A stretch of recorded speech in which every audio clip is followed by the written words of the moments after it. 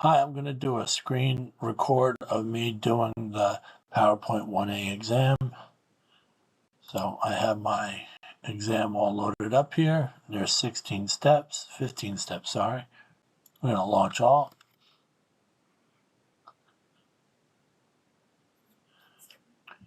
Our first step is to start PowerPoint. We could type PowerPoint in the search bar here, but for Windows, this is our Windows Start button. It's the way we start everything. So we click it. Our applications are here. These are things we pin to our start menu. So we're going to scroll down to the P section and click PowerPoint. Now we're being asked to create a new presentation using the integral theme and the default variant. So to do that, in our backstage view, which we see here, we click new, and we're going to scroll down to integral, which is here. So it's the second column, 2, 4, 6, 7th row. And we don't want to use any variants, and that's changes of the design that are built in, so we just hit create.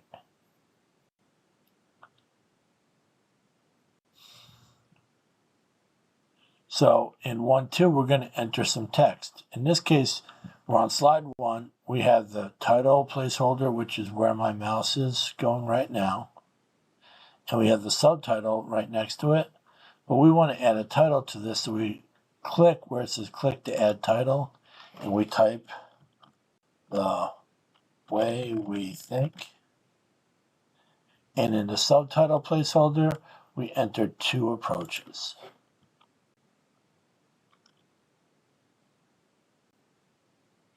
And that takes care of question 2.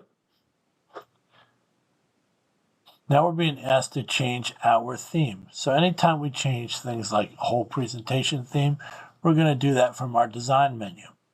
So if you remember, this is our ribbon, and this is our menu options. So under home, we see we have undo, clipboard, slides, which we're going to use in this exercise, font, paragraph, drawing we'll probably never use, editing, dictation, and designer ideas.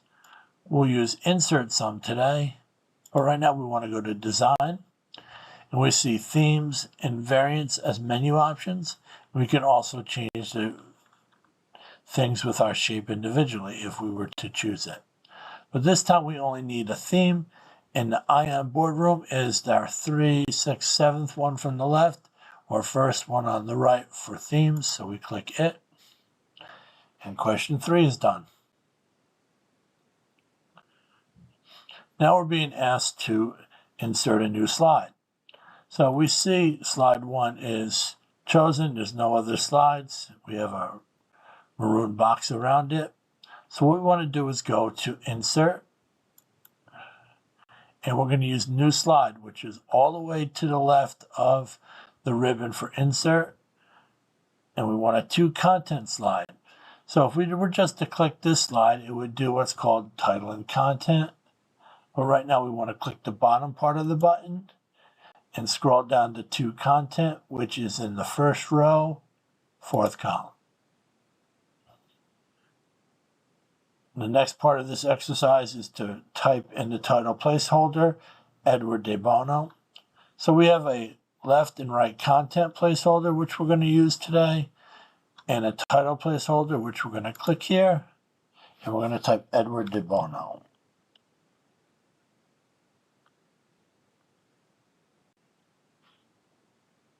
And now after slide 2, we want to insert a title and content slide. So we make sure slide 2 is chosen. We click the bottom part of our new slide button, and title and content is our first row, 2nd column. And we're going to type creative thinking theories here.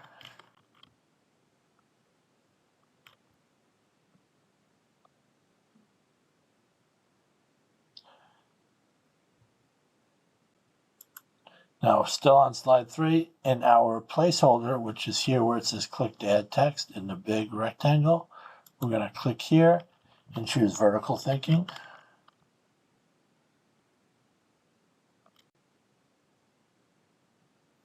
And 1.4 is done. So we're going to skip ahead to 1.6 for some reason. I don't know why our exercise isn't all in order, but we'll do the best we can.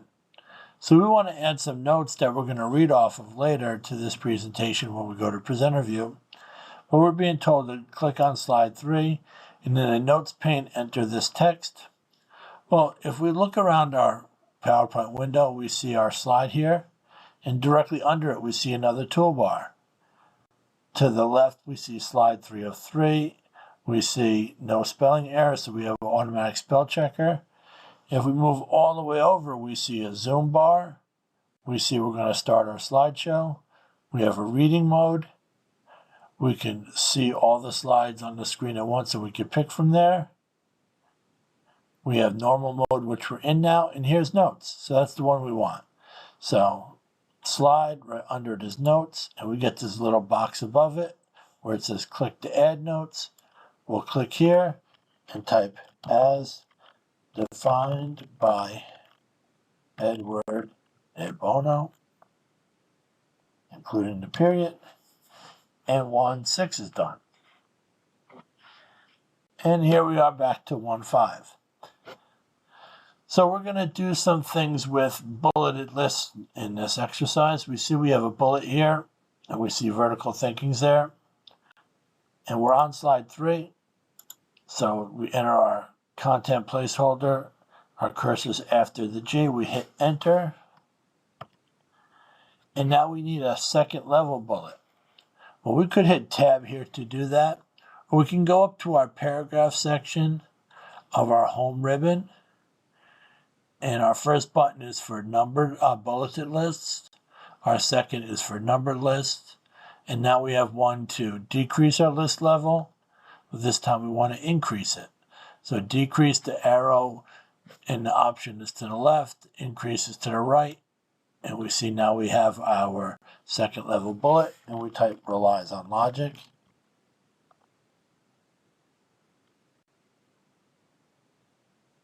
And below that, we want a new first level bullet. So we're going to hit enter, and we see we're prompted for a second level bullet. So let's hit our bullet option. That moves our indent list level to the left. And we're back to where we started. So lateral thinking.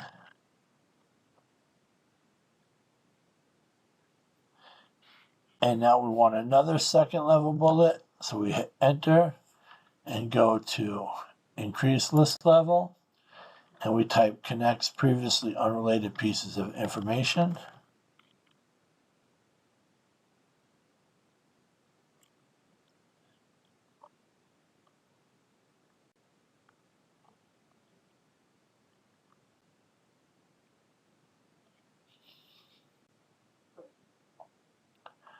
So for 1.7, we want to display and edit slides in the slide pane. So we want to display slide 2. So we go to our slide pane and we click slide 2. And in our left content placeholder, so here's our right content placeholder and our left. So we're going to click to add text here. And we're going to type defined the 2 approaches to creative thinking. And now we're going to back to slide 3. And now we want to add a fourth slide with the 2 content layout. So it's going to kind of match slide 2. So our slide is selected with the red box around it. We go to insert, or we can just go to new slide here. So insert new slide here. But in our home menu, it's right here for us. So let's hit the bottom part of our new slide button. And title content is first row, second column. But we want 2 content, so first row, fourth column. And we're being told to enter our text in our title. It says click to add title in our title placeholder. So vertical thinking.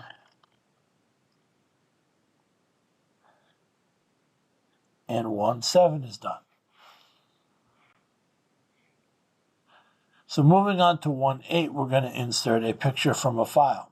So we have two different types of pictures we can enter. One is from file and one is through online. So we're going to go to slide 3, and we can see the types of things we can add through our content placeholder. We have a table, a chart, smart art, a video, an online picture, and one that's stored on our computer, which we're seeing here, indicated by the PowerPoint Chapter 1 folder. So we're going to click it, and our File Explorer comes up, and we're already in the folder we need to be in, PowerPoint Chapter 1. So we click the 1.8 Creativity picture, and we go Insert. And 1.8 is done. So for 1.9, we're going to apply a style. So we're going to make this picture look a little different. And you remember, to edit pictures and make them look different, we have to choose the picture. So originally when you seen my screen, it was highlighted like this. But to bring up my picture format menu items, I have to make sure the circle and the straight line is all the way around the picture, indicating that it's chosen. So we're going to go to picture format, and we want a style. So if we go straight down from picture format, we see accessibility. Then we see a big block of our ribbon for picture styles. So this time we want the 4th column, 2nd row. So we only see one row here. So our More button is under our up and down navigation buttons. You'll notice it with the horizontal line and the down arrow. So we're going to click it, and we're going to go to the 4th column, 2, 4, 2nd row. We hover over to make sure it's the one we want, compound frame black, and we've just changed our picture style. So at 1.10, we're going to do some artistic effects. There's 2 effects we can apply to a picture. It's picture effects in itself, and it's artistic effects. But you only get this menu options, remember, when we highlight the picture. So picture format, we're going to change artistic effects. So we hit the More button for artistic effects. And we want the 4th column, 4th row. Sorry, 1st column, 4th row, my bad. 1st column, 4th, cement, and that's exactly what we're looking for. And now we've made that picture look cementy. Now we're going to remove that effect. So to do that, we click Artistic Effects again. And our first option in row 1, column 1 is for none. We'll click it.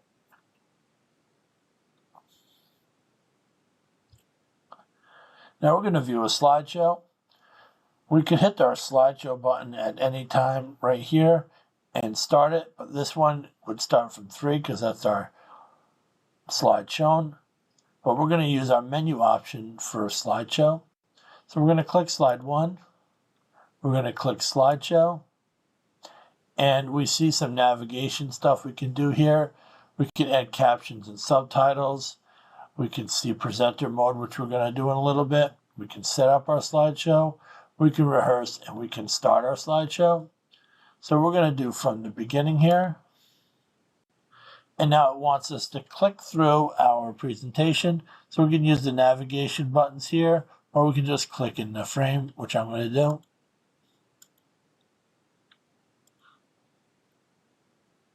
And it says end slideshow, click exit, click to exit. We do so, and question 111 is done.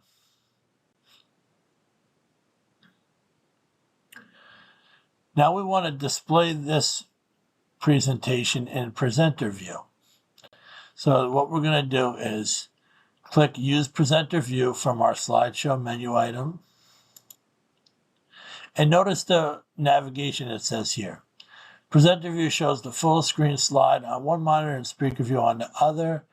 If you only have one monitor, which we have, we're going to type Alt-5 to try out Presenter View. So we're going to use our on-screen keyboard in case we're using a Mac. We're going to click the Alt button and the 5 button and hit go. And I messed up. Alt and F5, my bad. So keyboard, Alt, F5, and go. And we see our presenter view. Now we want to display slide 3, and we have the navigation tools right here. So we're going to click slide 2 to slide 3. And now it says display slide 3 in presenter view and make the notes text larger. So here's our notes. What's great about presenter view, it shows us our next slide well so we can arrange our thoughts. These 2 buttons under our notes can make the text smaller, but we want to make it bigger, so we're going to click it. Now we want to display all the slides at once. Then we're going to display slide 1 and then add the slideshow. So we have some navigation tools under our current slide. We have more slideshow options. We can black or unblack a slide. If we want to maybe quiz while we're giving a presentation, we can black the slide out. We can zoom the slide. We can use tools like a pen or a laser pointer. This time we want the second option, which is see all slides. And we're told to go to slide 1 and click end slideshow, which is at the very top of our presenter view window. And that takes care of 112. So 113, we're going to insert header and footer notes on our slide handouts. So when we see insert, we know to go up to our ribbon. And right now we're on slideshow, but we want to be in insert. And our header and footers comes under the text box of our ribbon.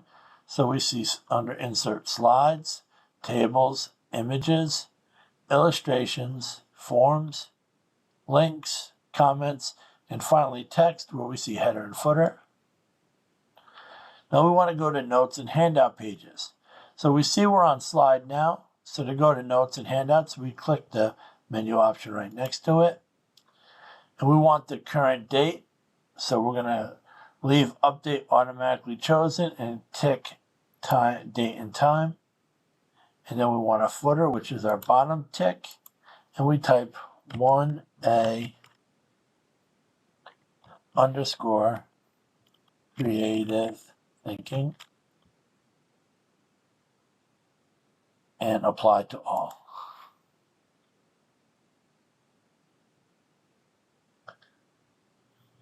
So for some reason we're going to 116. Not sure why, but we'll do what they say. So we want to print the slide 3 notes pages, including frame slides option. So when we see print, we know we have to go to the backstage view, which would go into our ribbon and our file menu. And we're going to go to print. And we have some navigation for different things we can print and collate and change colors. But this one, we want to change 4 slides horizontal handouts. So we're going to click it. We want to choose notes pages, which is right under print layout. So we have full page slides, notes, outlines, so notes pages. And we're being told to frame slides. So we're going to click that same box again where it now says notes pages. And right above where it says scale to fit paper, we want to click frame slides. And now we can hit the print button.